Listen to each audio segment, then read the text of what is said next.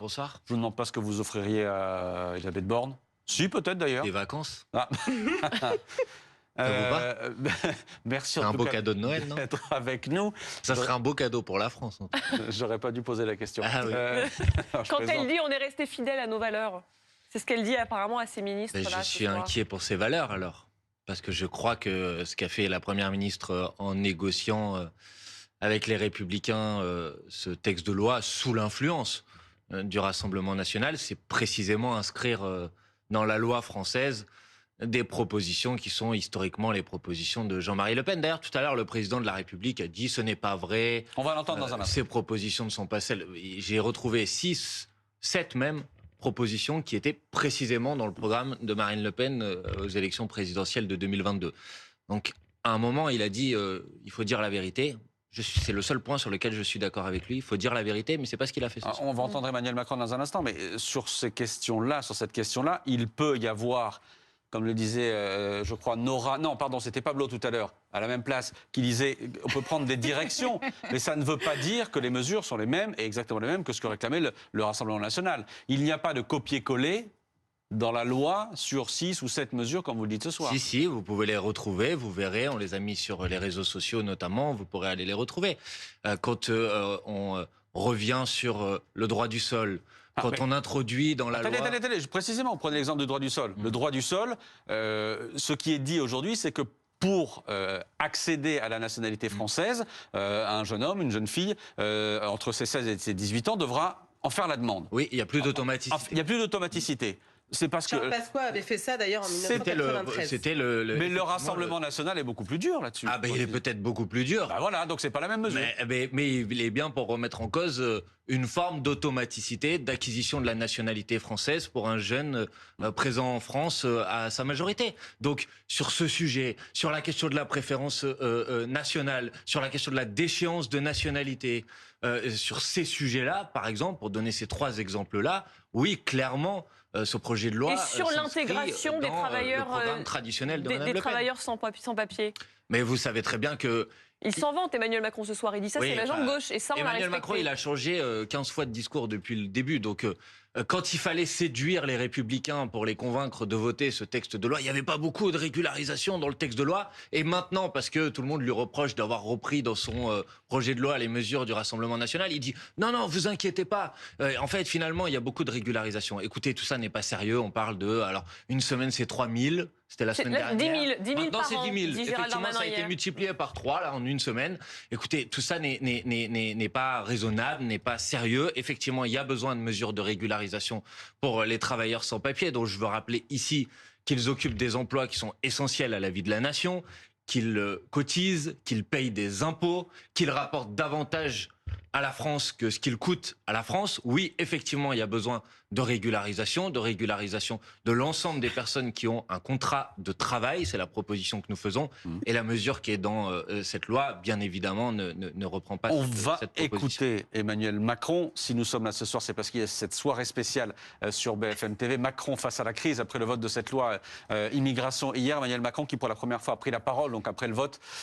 C'était ce soir, c'était sur France 5. Longue interview. Et voici comment Emmanuel Macron défend ce texte.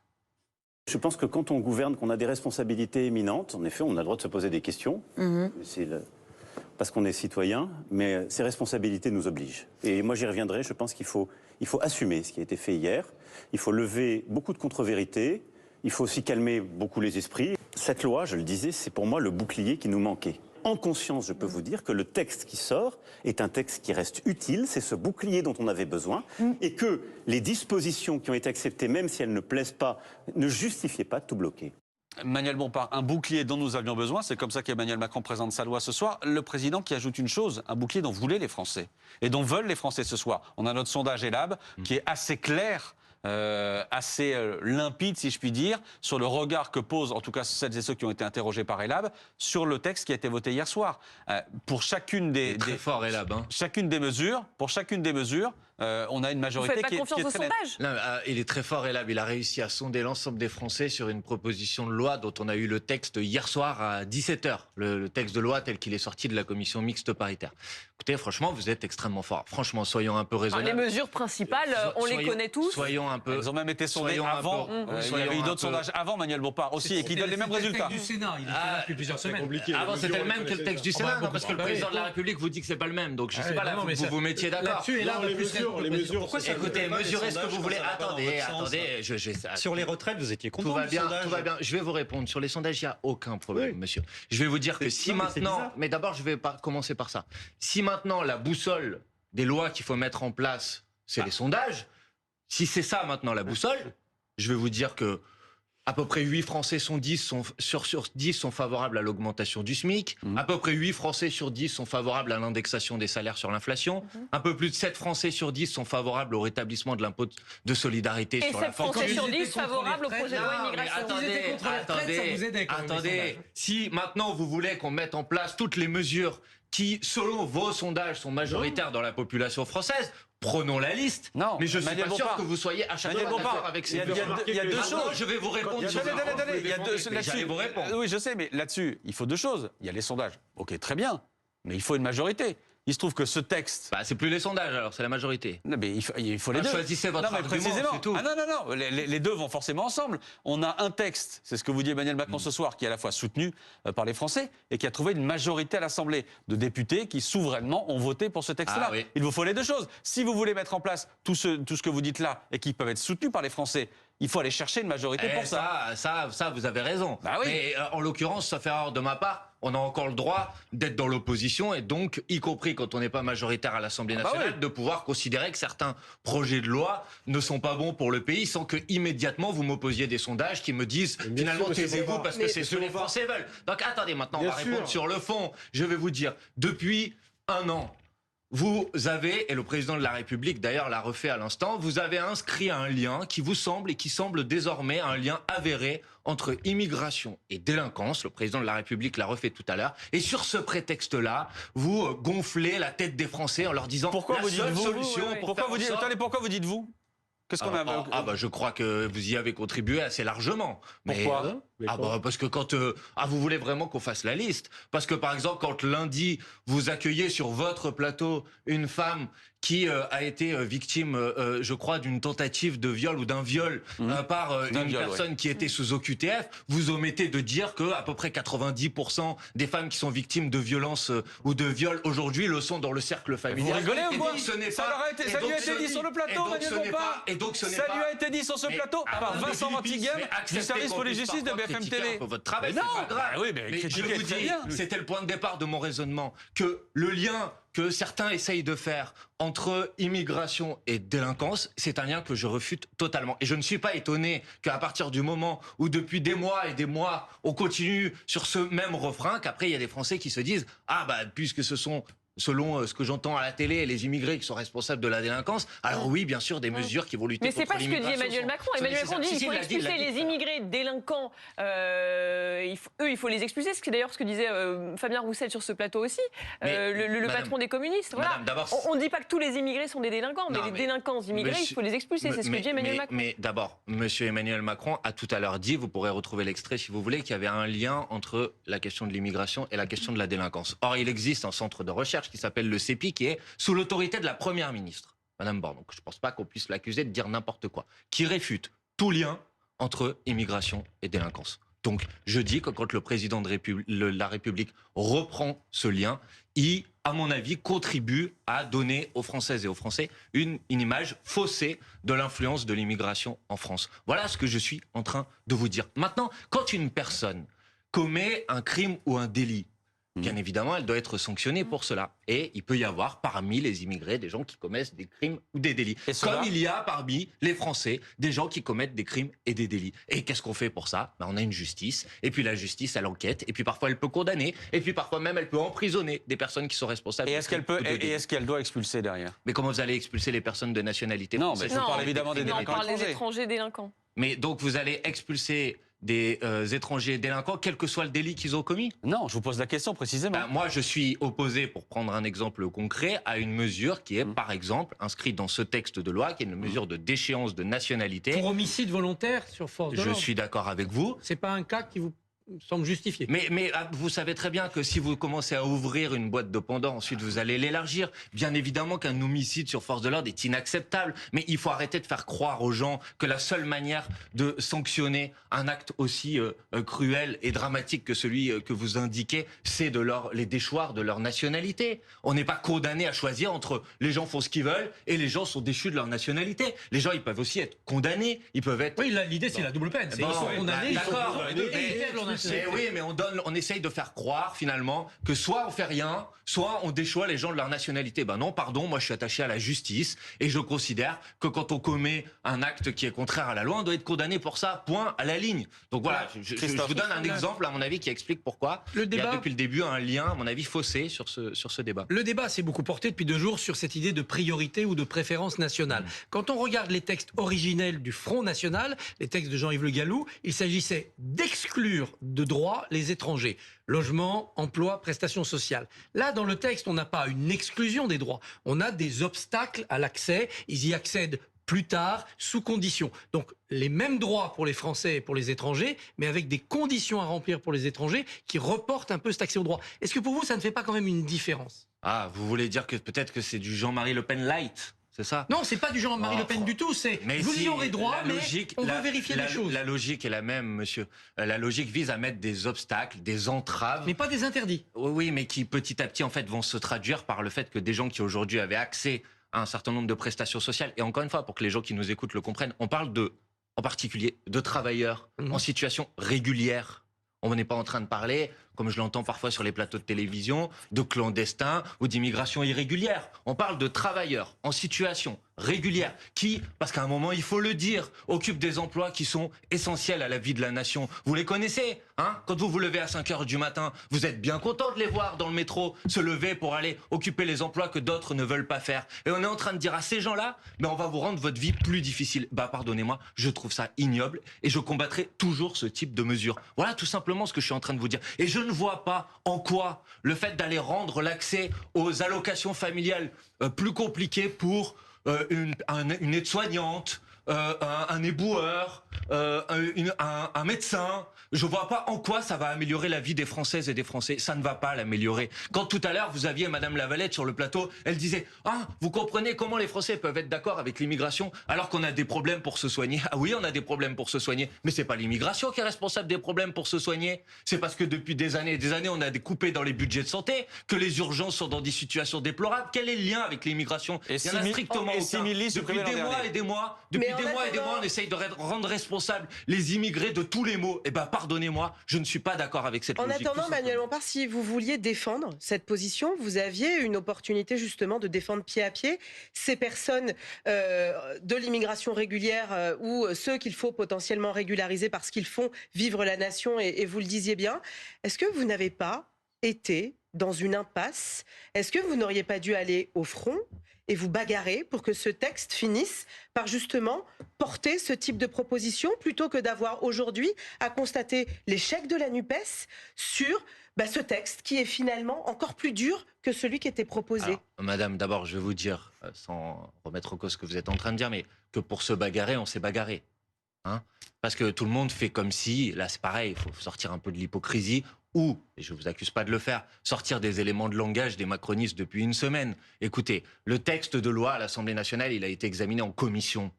On a participé à l'ensemble des réunions de commission, c'était de 9h à minuit. On a déposé des amendements. Combien d'amendements déposés par la NUPES ont été repris par le ministre Darmanin ou par le président de la commission des lois, Sacha Houlié? Combien d'amendements ils ont donné un avis favorable? Combien d'amendements ont été votés? Zéro. Aucun.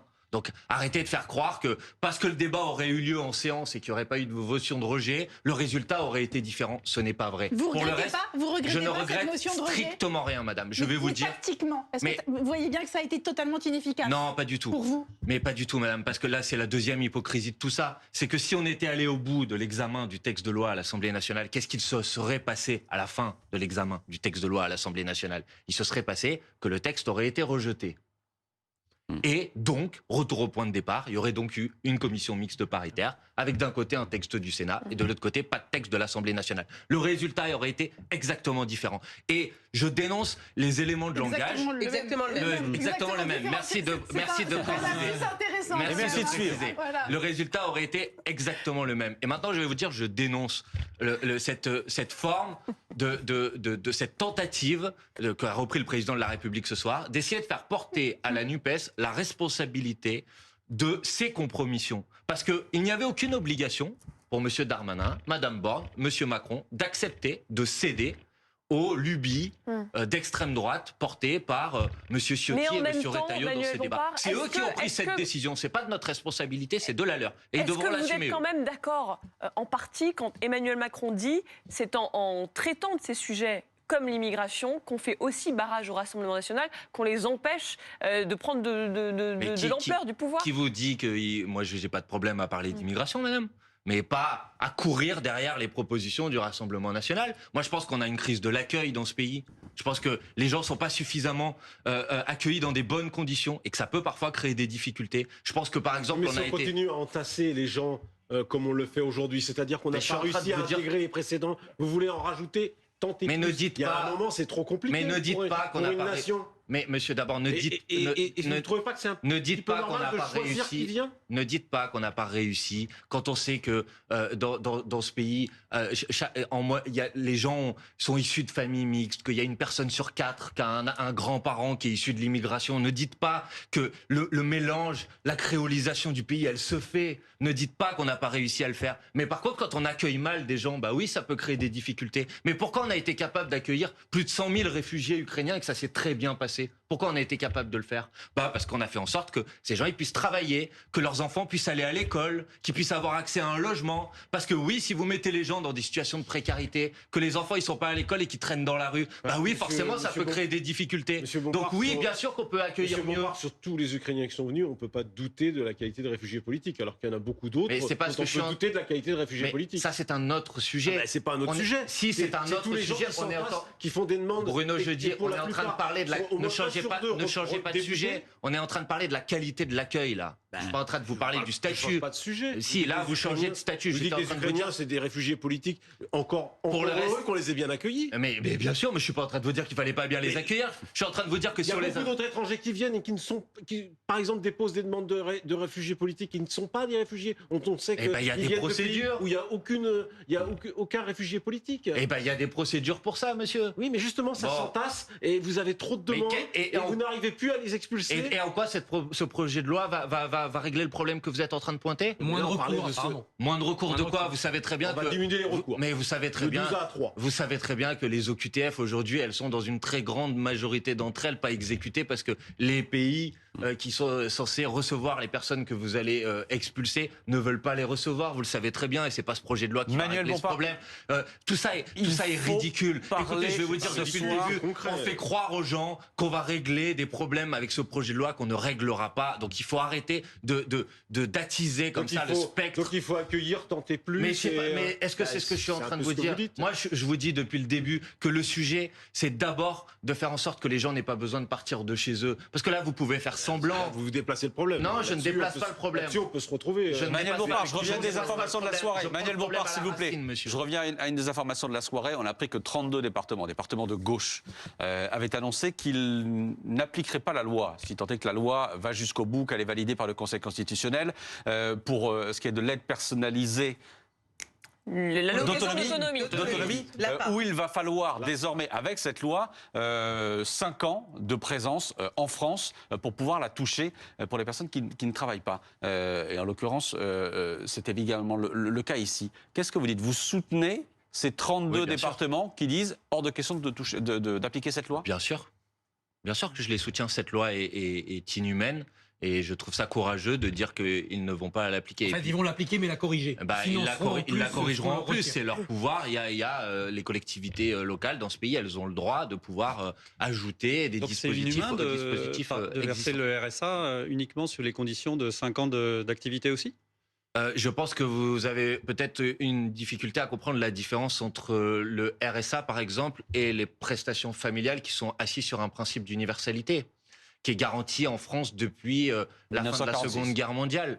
Donc vous faites le RSA n'est distribué qu'à la condition que la personne étrangère soit là depuis 5 ans. C'est le même système que la loi qui l'a pas. La question du c'est les RSA départements qui l'avaient, c'est pour ça. Un revenu d'accompagnement à l'emploi et des prestations qui sont des prestations universelles comme les allocations familiales ou l'aide personnalisée à l'autonomie. Je vous dis que, à mon avis, votre comparaison, de mon point de vue, ne tient pas la route. Donc c'est valable pour le RSA, mais pas moi, pour l'APA. C'est pas moi qui ai décidé que c'était comme ça pour le RSA, monsieur. C'est pas de ma responsabilité. Donc pour le reste, vous me posez la question sur les départements et je vous dis que je les appuie, bien sûr. Maintenant, je vois les cris d'orfraie et franchement, ils me font doucement sourire quand ils sont portés par des organisations et des partis politiques et des élus qui ne respectent pas la loi sur les 20% de logements sociaux, mais là, ça les dérange pas de ne pas respecter la loi, qui sont aux Républicains, alors que monsieur Wauquiez vient d'annoncer que la région Auvergne-Rhône-Alpes allait sortir d'une loi qui a été votée à l'Assemblée nationale sur les dispositifs zéro artificialisation nette, c'est-à-dire le fait qu'on arrête d'artificialiser.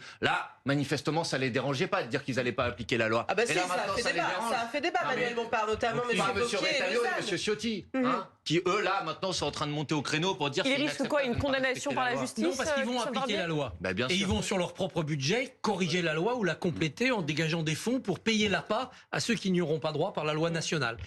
Combien de personnes ça concernera? Sans doute assez peu, mais il faudra évidemment le financer avec les contribuables locaux. Hier, après le vote, vous avez écrit, LFI a écrit à ses partenaires de la NUPES. Sur le thème, si je ne me trompe pas, nous avons été unis ce soir, restons unis, recommençons. Est-ce que vous ne profitez pas un peu de ce débat sur l'immigration pour passer l'éponge sur ce qui s'est passé après le 7 octobre, vos positions sur le Hamas et même ce qui s'est passé depuis la rentrée, c'est-à-dire la dislocation de la NUPES? Est-ce que vous pouvez peut-être à un moment considérer qu'il peut y avoir de la sincérité dans les démarches que l'on met en place? Je sais pas, qu'on n'est pas toujours des On peut opportunistes. être sincère et malin en même temps, hein. Ah, on peut être les deux et j'essaye de l'être. Jusqu'à preuve du contraire, malin, c'est pas forcément un défaut. Ah non. Mais en l'occurrence, vous pouvez peut-être considérer que face à ce qui s'est passé hier, qui pour moi marque un point de bascule, une rupture, un pas de plus franchi dans ce que j'appelle la coalition de la droite et de l'extrême droite autour des positions de l'extrême droite, vous pouvez considérer que je suis convaincu que ça nécessite un sursaut. Que ça nécessite un sursaut, que tout le monde doit se ressaisir, que c'est pathétique dans ces moments-là de dire on va suspendre, on va faire des moratoires, etc. Que la question qui nous est posée, c'est d'offrir une alternative au pays, de leur dire qu'on n'est pas condamné à petit voir les positions traditionnelles de l'extrême droite contaminer l'ensemble du spectre politique. Et donc il faut être en capacité de proposer un autre chemin. C'est ce que j'essaye de faire. Est-ce que ça va marcher? Pour l'instant, rien. Qu'est-ce qu'on vous a répondu, Manuel Bompard? Franchement, pour l'instant, rien. Est-ce à dire que du coup, les quelques, enfin l'année et demie, enfin les 2 ans, je sais que oui, l'année et demie, depuis votre élection et depuis le début de la NUPES, aura aussi signé tellement de tensions et peut-être un mea culpa dans la méthode, et que du coup, en fait, vos partenaires estiment que vous n'êtes peut-être pas fiable et de fait ne vous répondent pas. Écoutez, vous leur poserez la question. Moi, en tout cas, je vous dis que cette proposition, elle est sur la table. Je pense que c'est important de reprendre le chemin de la NUPES, qui est le chemin qu'on a construit ensemble aux élections législatives il y a 1 an et demi, qui, je le rappelle quand même, a permis à la NUPES de finir en tête du premier tour des élections législatives, nous a permis d'élire 151 députés à l'Assemblée nationale, de faire de la NUPES numériquement la première opposition à l'Assemblée nationale. Et je dis que dans un moment aussi grave que celui qu'on est en train de vivre, je pense que notre devoir et notre responsabilité, c'est justement de faire en sorte de continuer sur cette voie. Et donc, les désaccords qu'il y a pu avoir précédemment, je pense qu'il faut être capable de dire allez, on passe à autre chose. Voilà ce que je pense. Mais alors, faut que justement, on voulait passer nous aussi à autre chose. On reste évidemment sur... C'est pas moi, c'est vous qui vouliez passer à autre chose. Justement sur l'interview d'Emmanuel Macron. Elle était très longue, cette interview. Ah, elle était longue. Et les journalistes ont pu lui poser la question aussi sur le cas Gérard Depardieu, pardonnez-moi, attention. Gérard Depardieu, visé par 2 plaintes pour viol et agression sexuelle, dont vous avez dû voir le reportage de complément d'enquête où on le voit tenir des propos très gênants, très dérangeants, notamment concernant des fillettes. Ce que dit Emmanuel Macron ce soir, c'est une chasse à l'homme. Et il le défend. Il prend la défense, il défend aussi la présomption d'innocence. On écoute le président de la République. Moi, je suis un grand admirateur de Gérard Depardieu. La question, c'est est-ce que je vais commencer à retirer la Légion d'honneur à des artistes ou des responsables quand ils disent des choses qui me choquent? La réponse est non. Et je vous le dis tout de suite parce que ça n'est pas un ordre moral et je n'ai pas envie que ce le soit. Mais non, mais il continuera à y avoir des gens transgressifs. C'est avancé. Oui, je le confirme, un peu trop. Dans nos valeurs, il y a la présomption d'innocence. Et on ne peut pas commencer à dire que n'importe qui sera au tribunal public.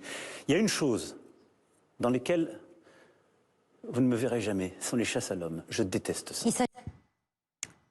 Une réaction là-dessus, Manuel Bompard? C'est choquant.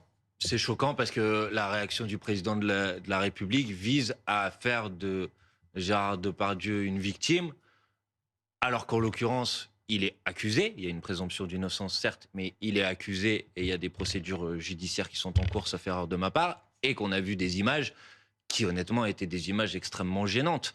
Donc je trouve que le président de la République exprime son adoration, son admiration, sa fierté et dénonce une chasse à l'homme, c'est-à-dire mettre Gérard Depardieu dans une position de victime. Je trouve ça très choquant. Et je trouve que la ministre de la Culture, sur ce sujet, je comprenais davantage sa réaction.